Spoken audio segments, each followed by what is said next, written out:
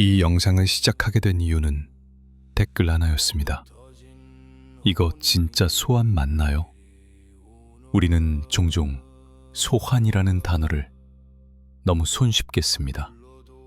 해외 호러, 게임, 판타지의 말투가 한국 전통의 세계에 그대로 덮어 씌워진 채로요.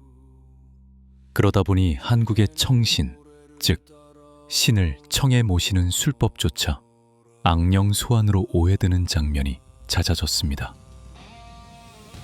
이 채널의 원칙은 간단합니다. 비난이 아니라 검증. 전통을 존중하는 방식으로 오늘의 콘텐츠를 점검하는 것. 그래서 우리는 두 장면을 나란히 비교해 보려 합니다. 왼쪽엔 해외의 공격형 의뢰 중 문헌에 사용 설명서처럼 남아있는 소환, 위임, 봉인을, 오른쪽엔 한국의 정범인 청신, 봉신, 유신, 송신으로 다치는 놀고 보내는 기술. 이 구분은 단순한 말장난이 아닙니다. 목적, 절차, 결말이 달라지면 의례가 만들어내는 세계관의 윤리가 달라집니다. 해외 문헌은 빌려 쓰는 악을 정식 절차로 인정하지만 한국의 표준은 정화, 치병, 천도를 향합니다. 오늘 영상의 목표는 누가 옳다의 판결이 아닙니다. 정확한 구분을 세워 시청자가 스스로 판정할 수 있게 돕는 것. 문헌과 구조로 우리가 믿고 공유하는 언어를 원래 자리에 놓아보려는 것입니다. 금지된 문서 번역소, 이제 그 이야기를 시작합니다. 먼저 소환이라는 말이 어디서 힘을 얻었는지 해외 문헌의 실제 사용 용례부터 보겠습니다. 이 장의 목표는 단 하나입니다. 공격형 의례가 어떻게 문헌 장르로 정형화되었는가를 살펴보는 것입니다. 핵심은 세 단계로 요약됩니다. 인보케이션, 델리게이션, 실링과 데포지션으로 호명, 위임, 봉인과 매납입니다. 이 세 단계가 반복적으로 묶여 하나의 매뉴얼처럼 작동합니다. 첫째, 호명입니다. 그리스, 이집트 마법 파피루스인 PGM은 주문의 머리말에서 특정 신성명을 연속적으로 부르게 합니다. 여기에는 그리스, 이집트 유대계 전통의 이름과 보케스 마지케라 불리는 난해한 호명어가 섞여 나옵니다. 중요한 점은 이름을 정확히 부르는 행위가 권능에 접근하는 자격으로 여겨졌다는 사실입니다. 즉, 발음과 배열 자체가 열쇠로 간주됩니다. 이때 주문자는 자신이 직접 해를 가하려 하지 않습니다. 대신 이름을 통해 권한을 여는 문을 통과하려 합니다. 둘째, 위임입니다. 호명 다음에 따라붙는 문장들은 아주 직설적입니다. 누구의 혀를 묶어라. 그가 재판에서 패배하게 하라. 그의 밤을 잠들지 못하게 하라 등으로 여기서 행위의 집행자는 주문자가 아니라 호출된 신, 다이몬, 망령입니다. 이 구조는 내가 한다가 아니라 저쪽이 집행한다는 논리로, 다시 말해 빌려 쓰는 악의 논리로 굴러갑니다. 주문자는 요구사항과 대상 정보를 지정하고 집행은 넘겨진다는 것. 이것이 바로 핵심 메커니즘입니다. 셋째, 봉인과 매납입니다. 의례는 경계에서 힘을 얻는다고 믿었습니다. 그래서 저주판인 딥픽슈어널스는 얇은 나판에 대상의 이름과 요구를 새긴 뒤 우물, 무덤, 성소 같은 경계 장소에 묻는 매납하거나 때로는 그 위를 접어 봉인합니다. 우물은 지하수와 지하세계의 경계, 무덤은 삶과 죽음의 경계, 성소는 인간과 신의 경계죠. 경계에 두는 행위 자체가 이 요청을 저편으로 보낸다는 선언이 됩니다. 이 봉인 단계가 있어야 의례는 끝납니다. 보냈다고 여길 수 있기 때문입니다. 이 세 단계로 호명, 위임, 봉인이 PGM과 저주판 전통 전반에서 반복되는 형식 언어입니다. 다시 말해, 소환은 우발적 즉흥 행위가 아니라 정형화된 문체와 절차를 갖고 문헌으로 남아 있습니다. 이 구조는 개인 차원을 넘어 국가 의례에서도 보입니다. 로마의 에보카티오가 대표적이죠. 로마는 전쟁 때 적국의 수호신을 초청하면서 우리 쪽으로 오면 더 큰 신전과 제사를 바치겠다고 서원, 즉 보톰을 겁니다. 호명은 국가의 목소리로, 위임은 승전의 질서 속으로, 봉인은 새 신전 건립과 공식 제의로 변환됩니다. 여기서는 영적 존재의 이동과 대가의 교환이 전제됩니다. 공격형 의례가 정치, 종교, 기술로 확대된 사례죠. 정리해보죠. 해외의 공격형 소환은 이름을 정확히 부르고 원하는 해로운 결과를 유발하는 행위를 신과 영에게 위임하며 경계에 봉인 매납하는 절차적 문체를 공유합니다. 이것이 누적 반복되면서 PGM, 저주판, 에보카티오 같은 문헌 장르로 굳었고 오늘날 우리가 소환이라고 부르는 상상력의 원천 템플릿이 됩니다. 빌려 쓰는 즉 외국에서 유래된 초자연적 존재와 관련된 주술은 우화나 허구의 전설이 아니라 특정 시대 문명의 문헌 형식으로 실제했다는 점입니다. 이제 우리나라의 일반적인 무속 의례로 넘어가겠습니다. 우리의 핵심은 한 단어로 요약할 수 있습니다. 송, 즉 보내는 것입니다. 한국 무속 의례의 굴격은 보통 4단계로 정리됩니다. 청신, 봉신, 유신, 송신으로 지역과 굿판의 목적에 따라서 디테일은 달라도 이는 유사합니다. 첫째, 청신은 신을 오시게 하는 의례입니다. 청신은 강제나 소환이 아니라 청의 모심입니다. 제사상은 깔끔해야 하고 공간의 정화가 먼저 행해집니다.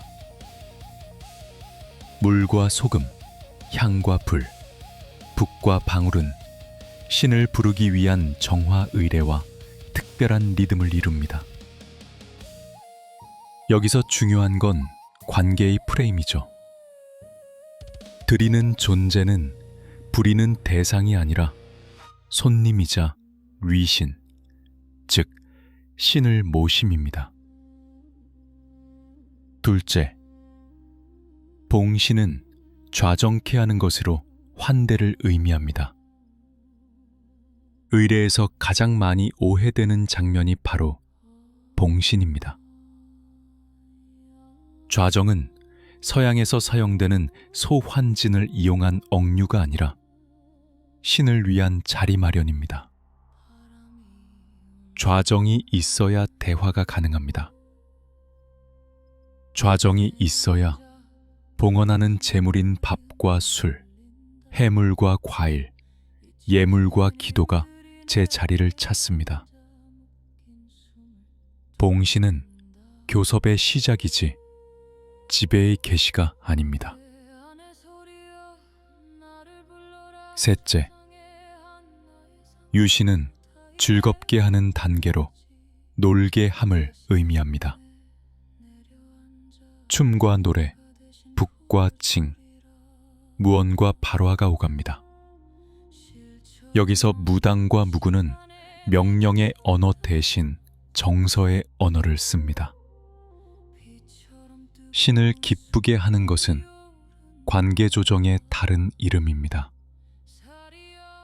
병이든 재액이든 한이든 그 신의 이름을 불러 감응을 한 뒤 풀어냄의 길을 엽니다. 유신이 없으면 송신의 설득은 빈약해집니다. 넷째, 송신 단계는 모신 신을 정중히 보내는 것으로 의식의 종결을 뜻합니다. 한국 의례는 신을 강제로 붙잡지 않습니다. 정결과 봉헌, 교섭과 감응의 마지막은 늘 보내기입니다. 촛불은 꺼지고 문은 열리며 상은 치워지고 길은 비워집니다. 의례가 남기는 건 내 곁에 영원한 지배가 아니라 경계의 복원입니다. 이 복원이 곧 정화이고 치병이고 천도입니다. 이 네 단계는 각 장르에서 조금씩 다르게 나타나기도 합니다. 우리의 대표적인 의례를 살펴보면 먼저 정화 의례로 연말 정초의 날에는 군화로 몰아냄으로 요약할 수 있습니다. 가면과 행렬, 방상시의 걸음은 방향성을 가리킵니다. 안에서 밖으로 머문 것을 내보내는 공적 정화. 여기는 소환과 반대편의 상상력이 작동합니다. 치병 방역 의례인 병굿 손님굿이 있습니다. 역병신, 즉 마마신은 손님으로 의인화됩니다. 손님은 달래고 보내는 대상입니다. 이 역병신을 타인에게 보내서 남에게 해코지하게 하는 서사는 우리 무속의 정범에는 없습니다. 병굿 역시 조상, 산신, 역신과의 관계 조정을 통해 우리 쪽의 질서를 회복하는 데 목적이 있습니다. 천도 의례인 씻김굿에서 씻김은 망자의 한과 산자의 울분을 물과 바람과 소리로 씻어 편안히 떠나게 하는 의식입니다. 여기서 의례는 누군가를 쓰러뜨리는 도구가 아니라 이별을 다루는 지혜입니다. 정리하면 한국 무속의 정범은 교섭형 의례입니다. 초청하고 좌정케 하고 기쁘게 하고 보낸다. 그래서 한국 맥락에서 청신이 소환이나 저주를 의미한다는 것은 그 문장 자체가 어법을 벗어납니다. 우리 무속의 의례는 늘 보내다를 뜻합니다. 이제부터 많은 분이 궁금해하는 질문으로 들어갑니다. 한국에도 남을 해치려는 주술이 있었다면 왜 소환 매뉴얼은 남지 않았을까요? 답은 목적, 기록, 예외라는 세 축에서 나옵니다. 첫째로 목적의 불일치입니다. 한국 의례의 목적은 앞서 확인했듯 정화, 치병, 천도입니다. 타인에 대한 가해는 이 표준 목적에서 벗어납니다. 정범이 아닌 행위는 교범으로 장려 전수되기 어렵습니다. 우리의 무속 의례가 구비전승됩니다만 그럼에도 불구하고 장르로 축적될 토대가 없습니다. 둘째, 기록의 형식 문제입니다. 한국사 문헌이나 무속 전승에서 가해 주술은 무고, 방제 같은 사건 언어로 전해집니다. 이때의 표현은 이렇습니다. 어디에 무엇을 묻고 무엇을 기도하다 적발되었다. 여기에는 호명 문장, 도형의 규격, 시간표 같은 의례 매뉴얼의 어휘가 거의 등장하지 않습니다. 결과는 대개 국문과 형벌로 이어집니다. 즉, 어떻게 해야 효험이 난다는 체계적 전승 대신 어떤 행동이 금지 처벌 대상인가라는 법률 행정적 틀이 누적됩니다. 셋째, 예외의 자리로 연매의 한계입니다. 고문원이나 구비전승되는 내용에는 연매처럼 청귀 병거듬의 결과 서사가 메모 형식으로 남아 있습니다. 그러나 연매는 정범의 표준이 아니라 예외적 주변부입니다. 무엇보다 교범적 반복성, 누가 언제 어떤 호명, 좌정, 대가 시간 조건으로 동일한 효과를 재현했는가라는 것은 제시되지 않습니다.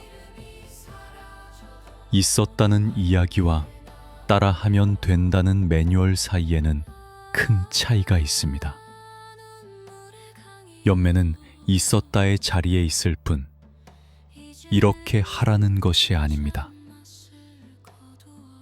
이 세 축을 합치면 한국에서 가해 소환이 교범화되지 못한 이유가 분명해집니다. 목적이 정범과 맞지 않고 기록은 사건 형벌로만 누적되며 예외는 교범으로 승격되지 않았다는 것입니다. 따라서 오늘의 한국식 소환은 저주라는 등식은 문헌 절차 목적 세 층 위에서 모두 근거가 약합니다.